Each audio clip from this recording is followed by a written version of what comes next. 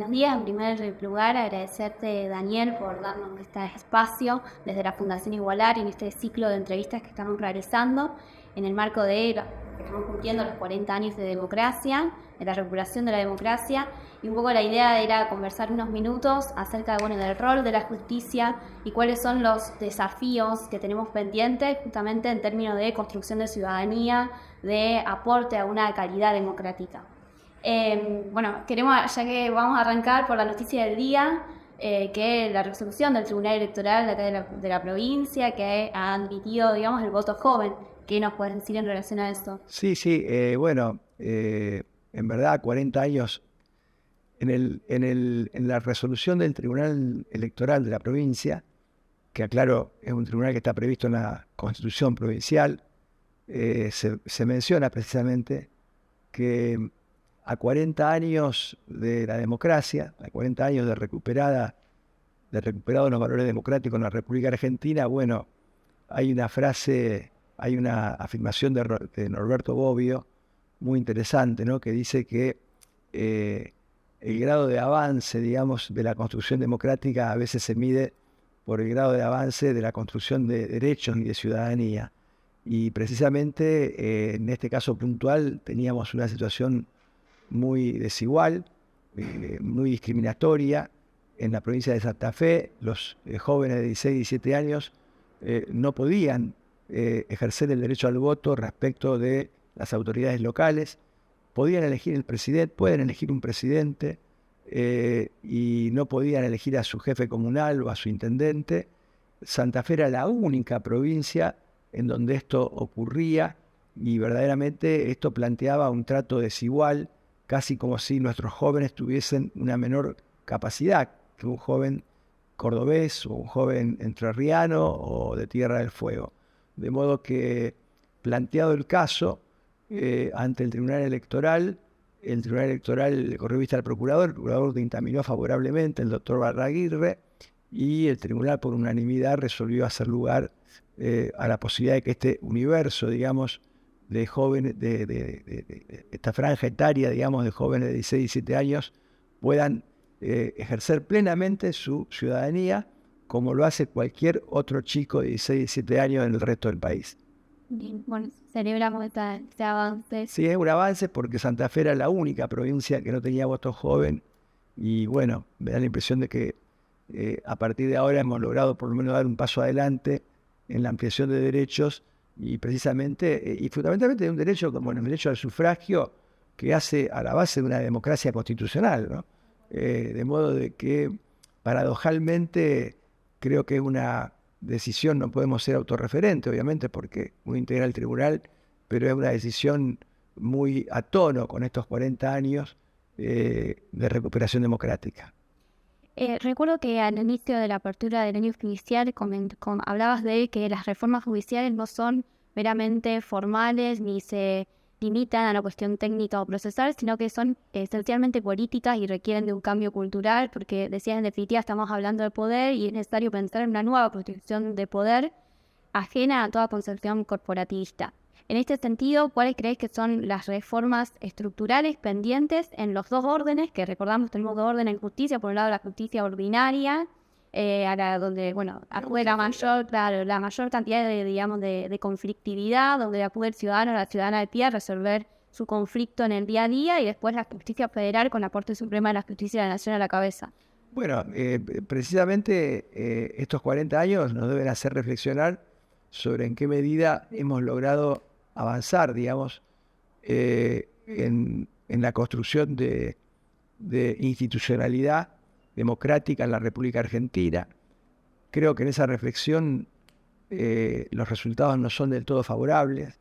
Me da la impresión de que deben los espacios políticos y los actores institucionales asumir este diagnóstico para tratar de reflexionar seriamente en estos 40 años sobre lo que hemos hecho, porque me parece que hay muchas deudas pendientes. En materia de justicia nos debemos todavía un proceso mucho más completo de democratización de la justicia.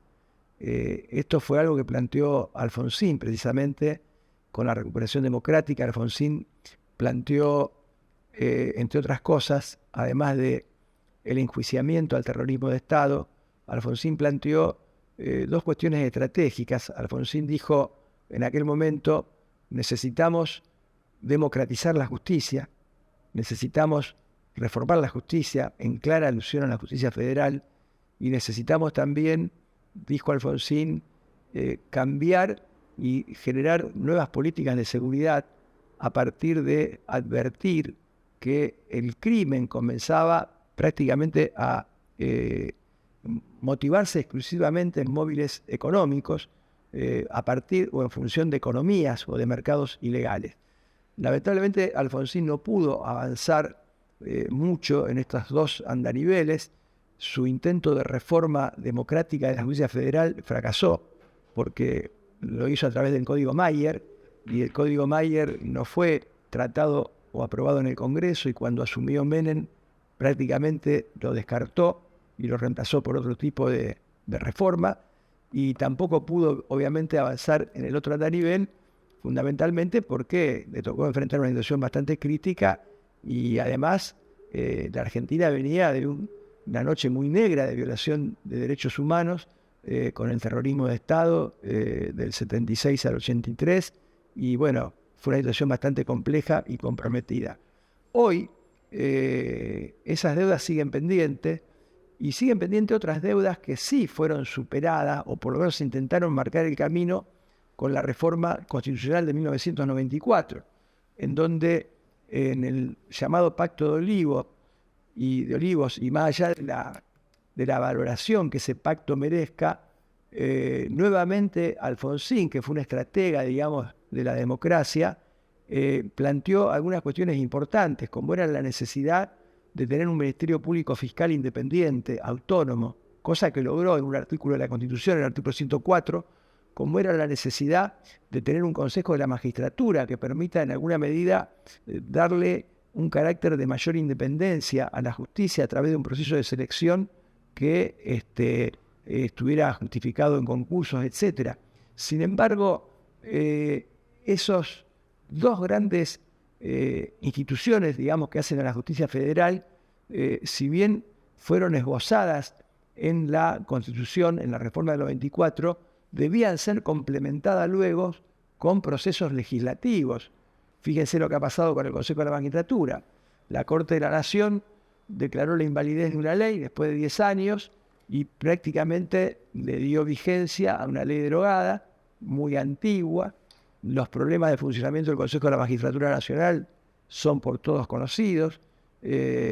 Procesos de concurso que duran años, ternas que no se mandan. La Comisión de Disciplina, que estuvo durante mucho tiempo paralizada, cerca de 43 procesos disciplinarios a jueces federales estaban a punto de caducar porque hacía 3 años que no se reunían. Tenemos un problema allí, y este es un problema y una deuda de la política y una deuda de la democracia. Y tenemos un problema en lo que es la justicia federal, porque la justicia federal no se ha ayornado siquiera a los propios fallos de la Corte Nacional. La Corte Nacional, a través de fallos de hace 15, 16, 17 años, Llerena, Visser, Fraticelli, la Corte Nacional provocó la transformación y las reformas de los sistemas de enjuiciamiento en muchas provincias. Y a pesar de que han pasado 16, 17 años, pareciera que esos fallos no tienen efecto a nivel federal, porque la justicia federal sigue con el mismo esquema, sigue con el mismo sistema de organización, sigue con jueces de instrucción que investigan y juzgan, es decir, que son claramente inconstitucionales, siguen con una estructura del Ministerio Público Fiscal que no es la más adecuada, de modo que existe allí, a nivel de la justicia federal, una deuda enorme, que sí, en materia penal, han logrado zanjar muchas provincias que han adoptado el sistema acusatorio, provincias que están a la vanguardia de la justicia federal.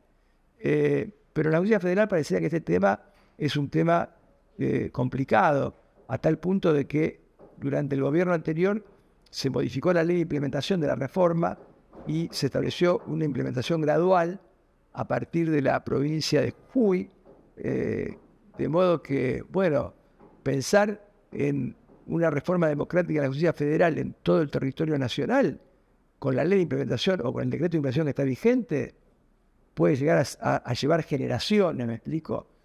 Y en tercer lugar, creo que también a nivel federal nos debemos una discusión sobre el modelo, la estructura y la integración de la Corte Nacional. Este es un tema que está por fuera de los nombres y de las personas, es un tema de ingeniería institucional y constitucional. Nosotros tenemos un formato que a lo largo del tiempo se ha ido, si se quiere, modificando, hasta diría deformando, porque nuestra Constitución está tomada de la Constitución americana, nuestra Corte en alguna medida debería tener algún reflejo, digamos, en el modelo de la Corte americana. Sin embargo, nuestra Corte ha rumbeado, digamos, la estructura, ¿no? Ha rumbeado hacia otro lugar. Ha avanzado por vía pretoriana y se ha atribuido la potestad, el poder, de poder invalidar cualquier sentencia de cualquier juez, de cualquier tribunal del país y de cualquier fuero, civil, laboral, penal, previsional, etcétera, aún de la justicia ordinaria, por vía de lo que es la doctrina de la arbitrariedad, que no está prevista en la ley de recurso extraordinario. La Corte tiene a su vez el gobierno del Poder Judicial de la Nación y la Corte ahora ha asumido el gobierno del Consejo Nacional de la Magistratura. Bueno, todo eso en 5 personas, la Corte más chica del mundo, en donde todo este poder pueda estar concentrado en solo una mayoría de 3 personas. Me parece que este es un debate que la democracia argentina se debe, este es un debate que los espacios políticos y los actores institucionales de la Argentina se deben. Un debate que no puede molestar a nadie, porque hay que admitir de que puede haber posiciones diferentes sobre cuál es el rol de un tribunal constitucional o de una corte en un esquema político e institucional determinado. Este no es un debate contra nadie, este es un debate que exige la democracia y es un debate en donde la política, lamentablemente, no quiere comprometerse por, creo, a veces intereses muy poco altruistas, pero bueno, la historia pasa facturas y a veces la factura una vez llevan nombre y apellido. A veces establecer responsabilidades políticas también es importante y bueno, tratar de poder llevar estas discusiones a los ámbitos académicos, a los ámbitos institucionales también es importante porque es una forma de socializar. Y a nivel de las provincias, bueno, cada provincia tiene su propia realidad. Nosotros tenemos todavía una deuda pendiente, fundamentalmente en lo que es el sistema de justicia civil, comercial, laboral. Seguimos manteniendo un esquema organizativo, de funcionamiento bastante anticuado, casi de principios del siglo pasado, y me parece que tenemos allí en la provincia la necesidad de asumir la discusión de una reforma judicial que involucre a todos los fueros provinciales. Y también fundamentalmente en la provincia una deuda enorme, ¿no? Santa Fe es, junto a Mendoza, son las 2 únicas provincias que no han modificado su constitución provincial después de la reforma del 94. No podemos seguir con una constitución que fue pensada muy progresista para la década del 60, pero que hoy ha quedado a destiempo. Vivimos un mundo con una dinámica, con un fenómeno, digamos, de revolución tecnológica, comunicacional, de ampliación de derechos, que no nos habilita a obturar la discusión de una reforma constitucional provincial. Y también nos debemos otras discusiones. Hemos avanzado mucho en un salto de calidad en la reforma procesal penal, pero no implementamos el juicio por jurados populares. No hemos habilitado la participación de la ciudadanía en un poder monopolizado excluyentemente por la profesión de abogados. Por el contrario, hemos dado un retroceso, hemos habilitado por vía legislativa la posibilidad del control disciplinario de quienes tienen a su cargo la persecución penal por parte de la legislatura, no solo sobre los fiscales, sino sobre el organismo de investigación, en un claro retroceso institucional. Tenemos pendiente la discusión sobre la ley de acceso a la información pública en la provincia de Santa Fe. No hemos sometido a discusión los distintos proyectos de reformas vinculados a leyes de seguridad y a la reforma policial, tan imprescindible en una provincia donde tenemos una ciudad como Rosario, con un contexto de violencia y de inseguridad que es el más grande, el más alto del país. Me parece que tenemos muchos deberes que hacer y bueno, muchas responsabilidades que asumir, y que hay temas en donde uno debe darse estratégicamente la posibilidad, o uno debe hacer el esfuerzo de poder generar, digamos, los consensos de trazo grueso para que esos temas salgan de la agenda electoral y puedan habilitar una discusión profunda y la posibilidad de acuerdos, digamos, que a mediano y a largo plazo puedan resolver estos problemas que involucran todos estos temas institucionales, porque atrás de estos temas institucionales están los problemas de la gente. Y estos temas institucionales a que apuntan a resolverle problemas a la gente, y creo que esa es la gran responsabilidad de la política. Recién hablaste de la cuestión de seguridad y en materia de estricta política de seguridad y pensando en un modelo de seguridad democrática. La seguridad es un problema complejo que requiere un abordaje múltiple desde las distintas agencias del Estado, pero también desde políticas, digamos, desde políticas primarias a políticas estrictas de seguridad, ¿no? Sin duda que las políticas primarias que tienen que ver con la generación de empleo, de educación, de salud, siempre generan un marco de contención que permite, obviamente, reducir los niveles de conflictividad en cualquier espacio social. Son políticas que a veces no dependen exclusivamente de los poderes locales, pero ya dentro de lo que son los poderes locales es necesario un abordaje multiagencial del problema de la seguridad, primero a partir de generar mucho diagnóstico, y el diagnóstico se genera con investigación de campo, porque la seguridad es un problema que no se puede generalizar, sino que se distribuye territorialmente, y no es lo mismo el norte santafesino, no es lo mismo el problema en Rafaela, no es lo mismo en Venado Tuerto que en Rosario. Esto demanda, por lo tanto, de un diagnóstico serio para poder disponer de estrategias de intervención apropiadas a la realidad de cada una de estas regiones. Después hay un compromiso que involucra no solo a la provincia, sino que también involucra al municipio, que involucra a las entidades intermedias. Es importante la generación de políticas que apunten a la intervención y a la presencia del Estado, fundamentalmente en zonas más vulneradas, en zonas más desprotegidas, con distintas políticas de salud pública, políticas de iluminación, políticas de urbanización, políticas de generación de espacios de recreación, políticas de generación de centros de denuncia, políticas de generación de espacios culturales. Todo esto contribuye también a sumar en materia de seguridad. Y después tenemos la necesidad de políticas más estrictas que comprometen no solo una reforma policial como uno de los actores político-criminales centrales, sino que comprometen reformas que tienen que ver con otros actores político-criminales como son el Ministerio Público Fiscal y la penitenciaría. Porque hoy tenemos un problema serio en la cárcel, nosotros tenemos niveles de encarcelamiento muy altos y lamentablemente el hecho de haber generado este nivel de encarcelamiento es una prueba cabal de que con la cárcel no resolvemos el problema. Con la cárcel podremos castigar, pero no resolver el problema, porque se ha probado, por ejemplo en Rosario, un alto porcentaje de los delitos se ordenan desde la cárcel, y que este masivo encarcelamiento ha generado un problema extra, que es el gobierno de la cárcel por parte de los propios privados de la libertad.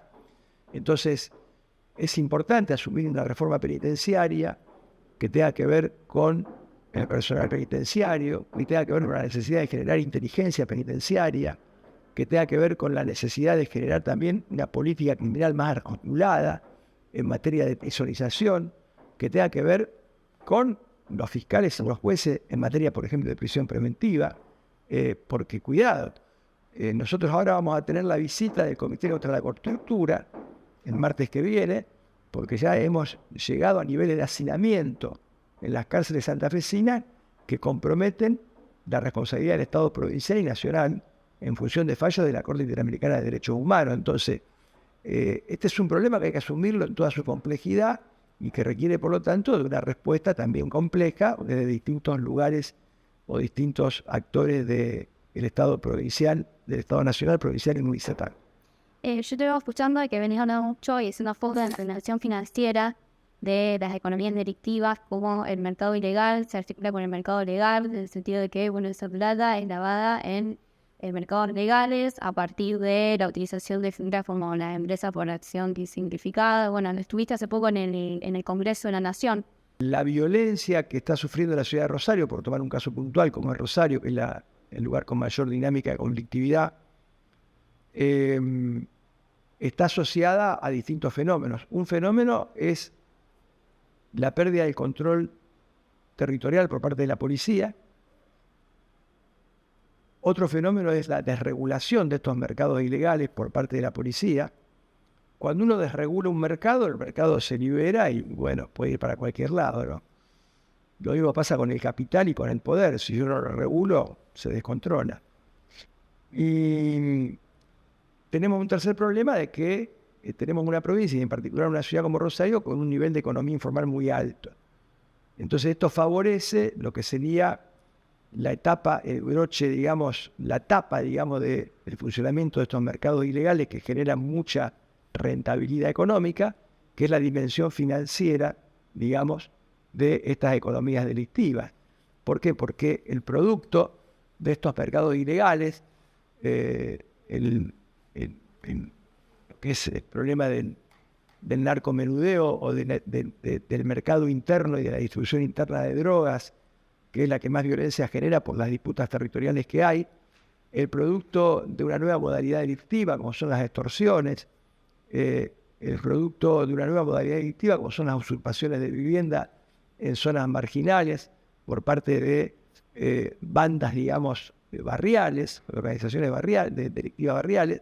Bueno, el producto de todas estas economías se termina luego confundiendo con el mercado legal, o se termina incorporando, digamos, al mercado legal a través de distintos instrumentos, a través de cuevas financieras, que a veces están vinculadas a agencias formales, digamos, del sistema financiero rosarino, a través de instrumentos legales, como son las asociaciones mutuales, como pueden ser unos fideicomisos, como pueden ser sociedades de responsabilidad limitada o sociedades de acción simplificada. Y esto ocurre porque evidentemente tenemos un problema de control, de falta de controles. Es decir, yo soy en esto un convencido por mi formación de que la desregulación absoluta nunca conduce a nada, sino que al contrario, en países y en lugares como los nuestros, digamos, siempre es necesario algún tipo de regulación y de control que en alguna medida pueda compatibilizar el funcionamiento de distintas instituciones. Entonces aquí creo que tenemos una deuda pendiente y en esa deuda pendiente tenemos la necesidad de fortalecer el Ministerio Público de la Acusación, especialmente dotándolo de recursos humanos y tecnológicos que puedan no solo comprender, sino que entiendan perfectamente cómo funciona, por ejemplo, un mercado financiero, y que puedan, desde esa perspectiva, aportar a los fiscales en las investigaciones para poder penetrar en el lugar que más les duele al delito, ¿no? Porque si yo golpeo la dimensión financiera, económica del delito, obviamente voy a lograr poder controlar y reducir, digamos, los niveles de delictividad, de delictuosidad y inseguridad que hay en la provincia. Bien, volviendo ya para ir finalizando a las reformas pendientes de nuestra provincia, sabemos que nuestro sistema normativo se ha robustecido y ya desde la reforma del 94 y más, pero aún sigue siendo un reclamo que toda esa normativa se traslade al acceso a justicia, a sus procesos y procedimientos y en definitiva a las sentencias judiciales. ¿Cuál es el estado actual, digamos, la formación de las magistradas y en general de los auxiliares de justicia? Sí, nosotros es un tema que lo hemos asumido también como un tema estratégico y necesario, y obviamente estamos llevando a cabo una fuerte política de capacitación. Son cambios culturales muy profundos. La gente más joven tiene mucha más permeabilidad, digamos, a asumir las cuestiones que tienen que ver con la perspectiva de género. Hay quienes tienen, digamos, hasta algún tipo de limitación por un problema generacional. Entonces es necesario esto asumirlo como un problema y tratar de darle respuesta a través de un fuerte proceso de capacitación. Lo estamos llevando a cabo en el extenso territorio de la provincia. Estamos también generando muchos convenios con ministerios de la provincia de Santa Fe, convenios con distintas instituciones, convenios con universidades para poder trabajar precisamente en este tema y obviamente incorporar la perspectiva de género, no solo en cuanto al ejercicio de la jurisdicción, sino en todos los niveles. En general, hoy hay una posibilidad de acceso, por ejemplo, en niveles de cargos de funcionarios. En general se están estableciendo pautas para tratar de respetar. Probablemente lo que haya que romper un poco es el techo de cristal, ¿no? En los cargos más altos que pueden tener las distintas instituciones, y en eso hay que trabajar. Pero bueno, hay un compromiso fuerte y me parece que se está avanzando. Hay que tener siempre en cuenta de que estos cambios son cambios que requieren de mucho esfuerzo y por lo tanto no hay que resignarse, no hay que abandonarlos, hay que persistir, hay que continuar y la capacitación en eso ocupa un lugar central. Bueno, muchísimas gracias. No, por favor.